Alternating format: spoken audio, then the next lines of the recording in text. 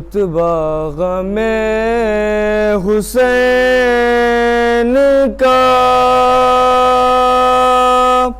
حاصل دکھائی دے، فرش عزا نجات کا ساحل دکھائی دے، کچھ دیر فرض کیجئے یہ مجلس نہ ہو، سارا جہاں حسین کا قاتل دکھائی دے، رتبہ غم حسین کا۔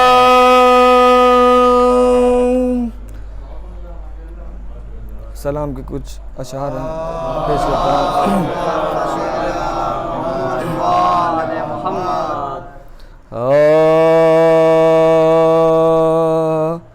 سرنگوں ہے حر شہ کرب و بلا کے سامنے،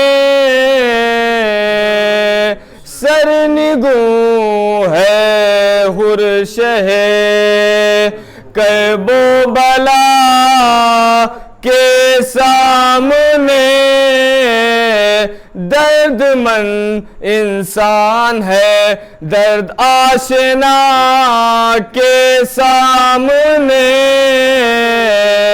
سرنگوں ہے حر شہ اور میری جانت کربلا ہے، میرا کعبہ کربلا، حشر میں صاف کہہ دوں گا خدا کے سامنے، سرنگوں ہے حر شہ کرب و بلا کے سامنے، اور کر بھی کیا سکتا تھا قیدی، تھا حصار ظلم میں، ظلم خود شرمندہ ہے شاہ خدا کے سامنے، سرنگوں ہے حر شہ کرب و بلا کے سامنے۔ نعرہ صلوات پڑھیں۔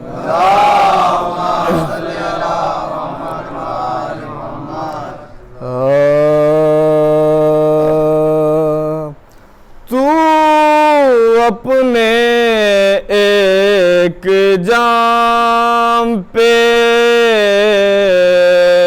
نازا ہے ساقیا،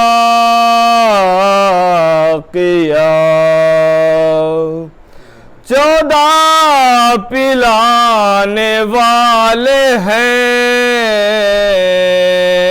پرواہ میں ہے کیا، بتلائے دیتا ہوں تجھے میں خانوں کا پتہ، بتہا وہ کاظمینو خراسان و سامرا، خورشید مودوا میرا برج شرف میں ہے، ایک کربلا میں ایک میرا ساقی نجف میں ہے، تو اپنے ایک جام پہ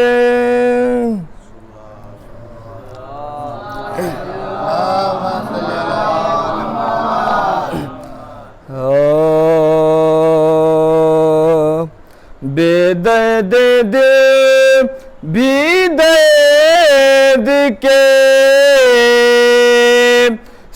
سانچے میں ڈھل گئے بے درد دل بھی درد کے سانچے میں ڈھل گئے سوزے غم حسین سے پتھر پگھل گئے اور مچلے ہوئے تھے اس لیے کھیلیں گے موت سے پا کر کھلونا موت کا اصغر بہل گئے بے درد دل بھی درد کے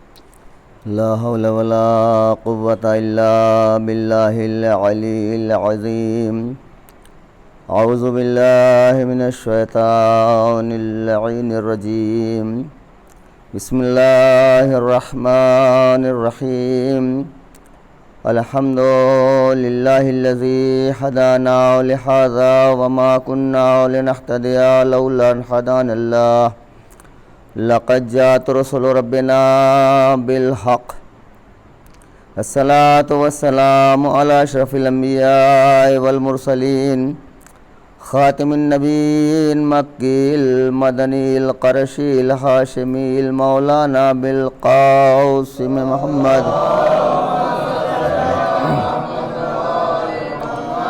وآله الطيبين الطاهرين المعصومين ولعنة الله على أعدائهم أجمعين أما بعد فقد قال الله تبارك وتعالى في كتابه المجيد وفرقانه الحميد وقوله الحق بسم الله الرحمن الرحيم وما محمد إلا رسول صلوات پڑھ محمد وآلہ محمد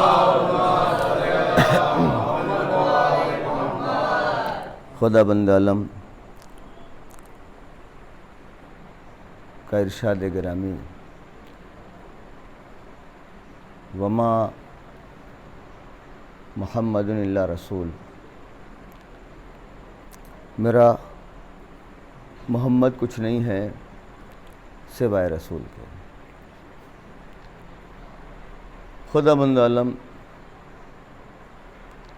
نے سب سے پہلے جسے خلق کیا وہ ہمارے آپ کے آخری نبی محمد مصطفیٰ صلی اللہ علیہ وآلہ وسلم خدا بند عالم نے پیغمبر اسلام کی ذات کو نمونِ عمل بنایا تمام مسلمانوں کے لیے نمونِ عمل ہے رسول اللہ کی ذات رسول اللہ نے اپنی ساری زندگی اسلام کے لیے وقف کر دی اور ہر لمحہ رسول اللہ کا ایسا نہیں گزرا ہے کہ جس میں یاد خدا نہ ہو اور کسی بھی انسان کے لیے رسول اسلام نے لفظ بد دعا نہیں کی کسی بھی قوم کے لیے کسی بھی انسان کے لیے فرداً یا اجتماع کے طور پر کسی کے لیے رسول اسلام نے بد دعا نہیں کی تاریخ سے آپ واقف ہیں کہ جو پیغمبر اسلام کو ستایا گیا اذیتیں دی گئیں وہ قابل غور باتیں ہیں لیکن رسول اسلام نے کبھی زبان پہ اف نہیں کیا اتنا ستایا رسول اسلام کو کہ رسول اسلام نے کبھی اپنے راستے کو تبدیل نہیں کیا جس راستے سے آپ جاتے رہے ہمیشہ اسی راستے کو اختیار کیا رسول اسلام دشمن یہ چاہتا تھا جو اذیتیں دیتا تھا وہ دشمنی تو ہوا رسول اسلام کا وہ یہ چاہتا تھا کہ رسول اپنا راستہ بدل دیں، پیغمبر اپنے راستے کو تبدیل کر دیں، ہمارے بتائے ہوئے راستے پر عمل چلیں۔ جتنے بھی نبی اس دنیا میں آئے ہیں، قوم یہ چاہتی تھی کہ ہمارے بتائے ہوئے راستے پر عمل کریں، لیکن پیغمبر، نبی، رسول جو اللہ کا نمائندہ ہوتا ہے وہ کسی انسان کے بتائے ہوئے راستے پہ عمل نہیں کرے گا، بلکہ وہ کام کرے گا جو اللہ چاہتا ہے۔ وہ اللہ کی رضا میں ہر اس کا قدم جب بھی اٹھے گا اللہ کی راہ میں اٹھے گا، بولے گا تو اللہ کی راہ میں بولے گا، جب تک وحی نہیں ہوگی کلام ہی نہیں کرے گا۔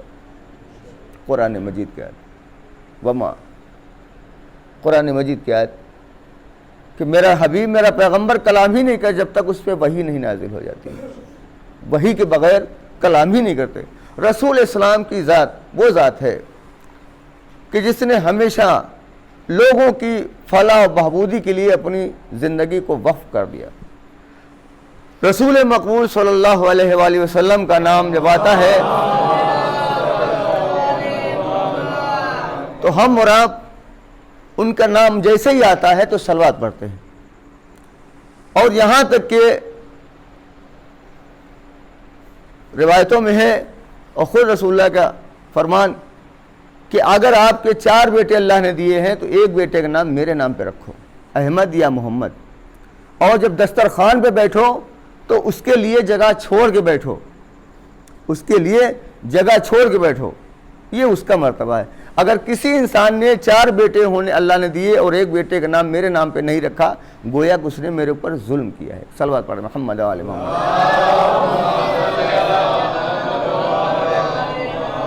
رسول اسلام کی زندگی مکے سے شروع ہوتی، ولادت آپ کی مکے میں، اور آپ کا گھر بھی مکے میں، جسے ابو طالب کا گھر، بنی ہاشم کا گھر، عبد المطلب کا گھر، وہ سب رسول اسلام کا سب کا ایک ہی گھر تھا جو خانہ کعبہ سے قریب میں واقع تھا۔ شیب ابی طالب، شیب عبداللہ، شیب عبد المطلب، یہ اسی میں رہا کرتے تھے۔ رسول اسلام کی زندگی مکے میں، لیکن جب مکے کی زندگی رسول اسلام نے گزارنے کے بعد رسول اسلام جب حکم ہوا کہ ہجرت کے لیے، تو رسول اسلام نے ہجرت کی۔ ہجرت کا وہ زمانہ جب رسول اسلام کو حکم ہوا، حکم خدا ہوا کہ میں پیغمبر، آپ مکے کو چھوڑ دیجئے، مدینے چلے جائیے۔ رسول اسلام نے اپنے بھائی علی ابن ابی طالب علیہ السلام کو بلایا، اور بلانے کے بعد کہا کہ علی تم آج ہمارے بستر پہ سو جاؤ اور میں ہجرت کر جاتا ہوں۔ مولائے کائنات نے رسول اسلام سے برجستہ کہا یا رسول اللہ، کیا میرے سو رہنے سے آپ کی جان بچ جائے گی؟ کیا بے شک آپ کے سو رہنے سے میری جان بچ جائے گی؟ رسول اسلام کی زندگی وہ زندگی ہے کہ جہاں پر ابو طالب یہ چاہتے ہیں کہ میرے بیٹے قربان ہو جائیں، میرا بھتیجا رسول محمد بچ جائے۔ رسول اسلام کی زندگی کو نمونِ عمل قرآن مجید میں خدا بند عالم نے ہمارے آپ کے لیے آئیڈیل بنایا ہے، نمونِ عمل ہے رسول اسلام کی زندگی۔ لیکن رسول اسلام کی زندگی کیسی زندگی ہے؟ اس زندگی پر ابو طالب نے 4 بیٹوں کو قربان کرنے کے لیے مصمم ارادہ کر لیا تھا کہ رسول اسلام جس جگہ پہ سویا کرتے تھے، ابو طالب آدھی رات نصف شب گزرنے کے بعد وہاں پہ طالب کو لٹا دیا کرتے تھے، طالب کی جگہ رسول اللہ کو لٹا دیا کرتے تھے۔ کبھی ابو طالب رسول اللہ کی جگہ علی کو لٹاتے ہیں اور علی کی جگہ رسول اللہ کو لٹاتے ہیں، کبھی عقیل کو لٹاتے ہیں اور عقیل کی جگہ رسول اللہ کو لٹاتے ہیں۔ یہ متواتر 3 سال تک ابو طالب نے فعل انجام دیا تاکہ میرے بیٹے قربان ہوتے ہیں تو قربان ہو جائیں، لیکن میرا بھتیجا پیغمبر رسول بچ جائے۔ یہ ابو طالب کی منشا ارادہ اور مصمم ارادہ تھا کہ میرے بیٹے قربان ہوتے ہیں تو قربان ہو جائیں، لیکن میرا بھتیجا جو پیغمبر ہے، رسول ہے، محمد ہے، وہ بچ جائے۔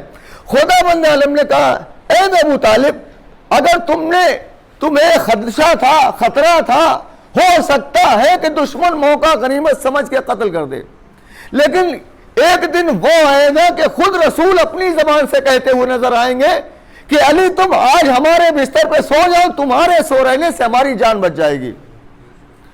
ابو طالب کے فعل کو خدا بند عالم نے اتنا پسند کیا کہ ابو طالب تم گھبراؤ نہیں، تمہارے اس فعل کو میں قبول کیے لیتا ہوں۔ خدا بند عالم نے قبول کیا۔ رسول نے اپنی زبان سے کہا علی تم ہمارے بستر پہ سو جاؤ، تمہارے سو رہنے سے میری جان بچ جائے گی۔ رسول السلام کے بستر پہ علی سوئے، رسول السلام وہاں سے ہجرت کر گئے۔ ایک صلوات پڑھتے محمد علیہ محمد پہ۔ رسول السلام وہاں سے ہجرت کر جاتے ہیں، لیکن ہجرت کیسے کرتے ہیں؟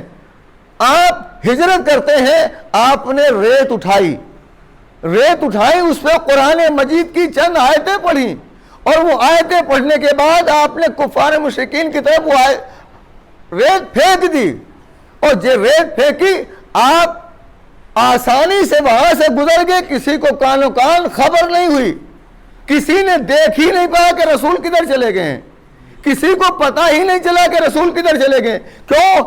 جو رسول جس کے سینے پہ قرآن اترا ہو اس کے اندر اتنا ہی اثر ہوگا جو خدا بند عالم نے رسول کے قلب پہ قرآن نازل کیا، وہ تو وارث قرآن ہے۔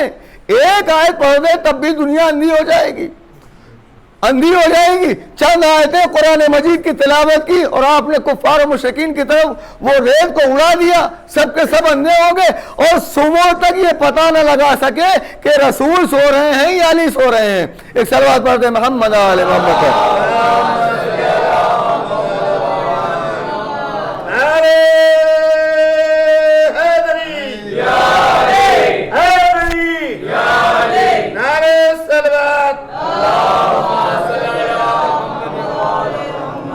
رسول اسلام اس رات کی تاریکی میں وہاں سے مکے سے نکل جاتے ہیں۔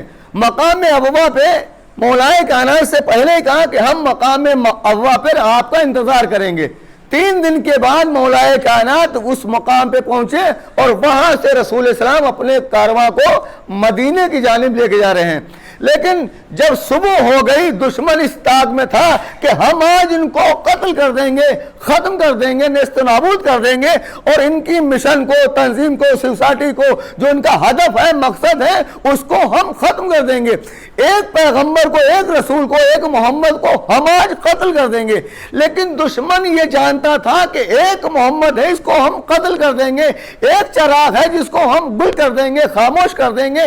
ان کا مقصد، ان کی تنظیم، ان کی سوسائٹی، ان کی انجمن، ان کی جو مقصد ہے، وہ ہدف ہے، ختم ہو جائے گا۔ دشمن کو یہ نہیں معلوم تھا کہ ایک چراغ نہیں بلکہ 14 چراغ ہیں۔ ایک صلوات پڑھتے محمد علیہ محمد پر۔ اس چراغ کو خاموش کرنے کے لیے دشمن اس طاق میں تھا کہ ہم ایک چراغ کو خاموش کر دیں۔ دشمن یہ سامنے ہی جانتا تھا کہ ایک ہی ہے چراغ جس کو ہم خاموش کر دیں گے۔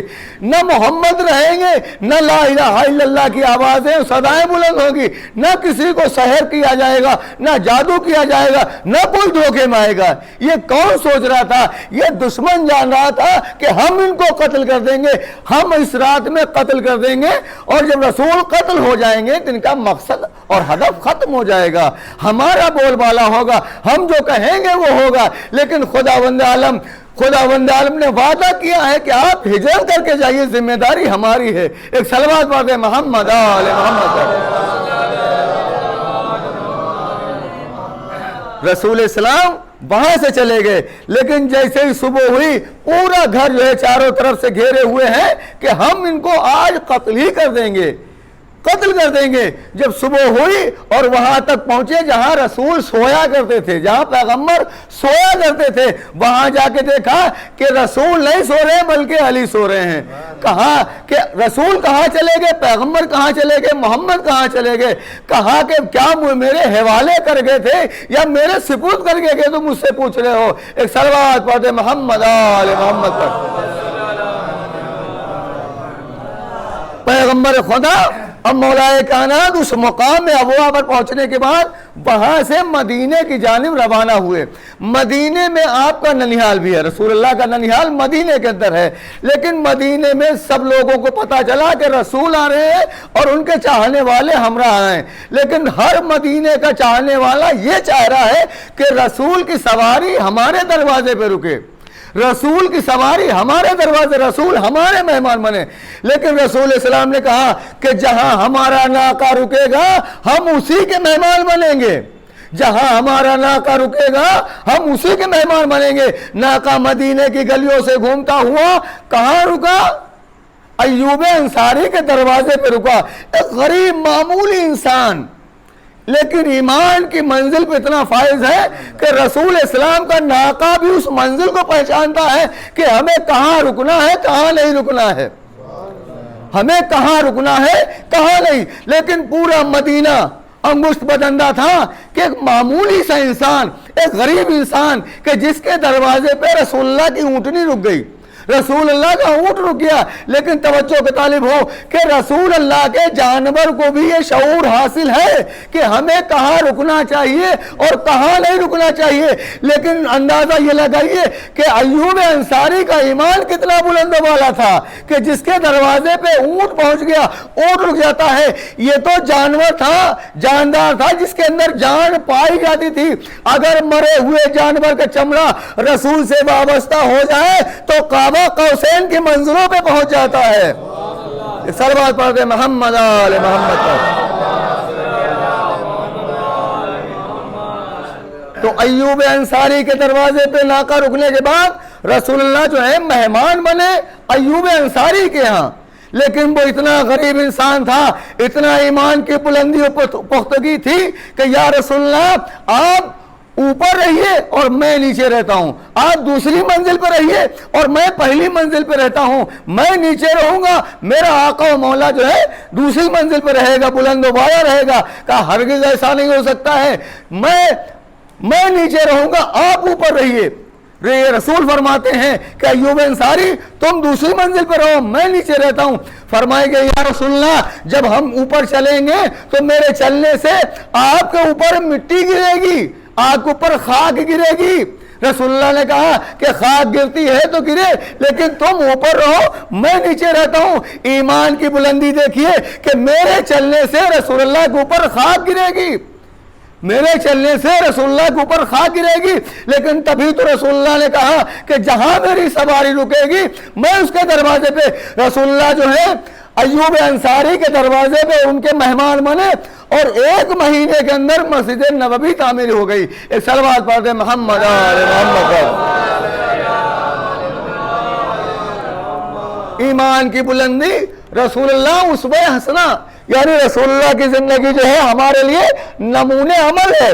رسول اسلام جب مدینے میں رہے، مدینے کی زندگی اور مکے کی زندگی دونوں زندگیوں میں فرق ہے. لیکن مدینے میں جا کے اسلام آیا، مکے میں پروان چڑھا مدینے کے اندر. لیکن مدینے میں کیسے کیسے عاشق رسول اللہ کے پیدا ہوئے کہ ایسے ایسے عاشق جو کلمہ لا الہ الا اللہ پڑھتے ہیں اور اتنے کوڑے مارے جاتے ہیں، اتنی اذیتیں دی جاتی ہیں کہ بڑے بڑے پتھر بلال حبشی کے سینے پہ رکھے جاتے ہیں اور حیوان نما انسان ان پتھروں کے اوپر کھڑے ہوتے ہیں اور زور زور سے دباتے ہیں اور کہتے ہیں بلال اب بھی باز آ جاؤ، تمہارے لیے امان ہے، تمہارے لیے امان ہے، تمہیں باز آ جاؤ، اس لا الہ الا اللہ سے کہنے سے باز آ جاؤ، ہم تمہیں امان دیتے ہیں، ہم تمہیں اذیت نہیں دیتے ہیں. بلال کو جیسے ہی جیسے اذیتیں کی جاتی ویسے کہتے ہیں یا محمد یا محمد، یا لا الہ الا اللہ محمد رسول اللہ پڑھتے ہیں اور کہتے ہیں میں جب تک زندہ ہوں اس وقت تک، یہ سانسیں جب تک میرے جسم میں باقی ہے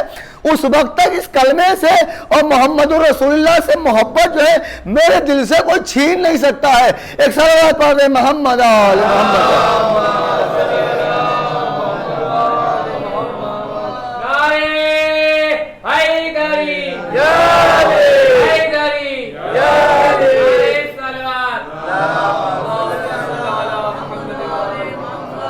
رسول اللہ کو ساحر کہا گیا، جادوگر کہا گیا اور نہ جانے کیا کیا لوگوں نے آپ کے لقب رکھے، برے القاب سے نوازتے تھے کہ یہ جادوگر ہیں، یہ ساحر ہیں. ایک عورت جو ہے ایک پانی کا ڈول بھر کے جا رہی ہے، کمزور اور ناتوان نحیف و نادار، ڈول کو رکھ کے مشکیزے کو رکھ کے بیٹھ جاتی ہے اور یہ راستہ دیکھتی ہے کہ کوئی نوجوان آ جائے، کوئی خدمت گزار آ جائے، کوئی جوان مل جائے جس سے ہم کہیں یہ پانی کا ڈول ہمارے گھر تک پہنچا دے. پانی کا برتن ہمارے گھر تک پہنچا دے۔ اسی اسنا میں رسول اللہ آتے ہیں اور وہ پانی کا مشکیزہ، وہ ڈول، وہ برتن اٹھاتے ہیں، بغیر اس کے گھر کا ایڈریس پوچھے ہوئے اس کے آنگن میں جا کے رکھ دیتے ہیں۔ جب اس کے گھر میں پہنچا دیتے ہیں تو وہ نحیف و نادار عورت کہتی ہے کہ اے نوجوان، میں تجھے وصیت اور نصیحت کرنا چاہتی ہوں کہ مکے کے اندر ایک نوجوان آیا ہے جو اپنے کو محمد کہتا ہے، اپنے کو رسول کہتا ہے، وہ ساحر ہے، وہ جادوگر ہے، وہ جادو کرتا ہے، کبھی اس کے فریب میں نہ آنا۔ رسول اللہ فرماتے ہیں اے معظمہ، کیا تم نے کبھی اسے دیکھا ہے؟ کہا دیکھا تو نہیں، لیکن میں نے سنا ہے کہ وہ جادوگر ہے، وہ ساحر ہے، لوگوں کو دھوکہ دیتا ہے۔ کہا تم نے دیکھا نہیں؟ کہا نہیں دیکھا۔ کہا دیکھو گی، پہچانو گی؟ کہا کیوں نہیں؟ کہا رسول اللہ فرماتے ہیں کہ جس کے بارے میں تو مجھے وصیت و نصیحت کر رہی ہے، میں وہی رسول ہوں جس کے بارے میں تو مجھے بیان کر رہی ہے۔ ایک مرتبہ رسول اللہ کے کردار کو دیکھتی ہے، رسول اللہ کے شیریں پن کو دیکھتی ہے، رسول السلام کے اخلاق و کردار کو دیکھنے کے بعد کہتی یا رسول اللہ مجھے کلمہ پڑھائیے، مجھے مسلمان کیجئے۔ ایک صلوات پڑھ دے محمد آل محمد۔ ایک اور صلوات پڑھیں محمد آل محمد۔ تو رسول اسلام مکے اور مدینے میں، اسلام آیا مکے میں اور مدینے میں پروان چڑھا اور پھیلا ہے مدینے کے ذریعے سے۔ رسول اسلام کے پاس نہ جانے کتنے چاہنے والے مدینے کے اندر پیدا ہوئے۔ اور ایک اور دشمن ہے رسول، جو کھلم کھلا رسول اللہ کا دشمن۔ رسول اللہ جس راستے سے گزرتے تھے مکہ اور مدینہ کے درمیان سے، ایسے ایسے کانٹے چن کے لاتا تھا، رسول اللہ کی راہ میں بچھایا کرتا تھا تاکہ رسول اللہ کو اذیت پہنچے اور وہ خوش ہو۔ رسول اللہ کو اذیت پہنچتی تھی، وہ خوش ہوتا تھا۔ ایسے ایسے سوزش نما کانٹے جن سے جلن پیدا ہوتی تھی، سوزش پیدا ہوتی تھی، وہ کانٹے چن کے لاتا تھا۔ یعنی خاص طریقے کے کانٹے تھے، وہ چن کے لاتا تھا، رسول اللہ کی راہ میں بچھایا کرتا تھا۔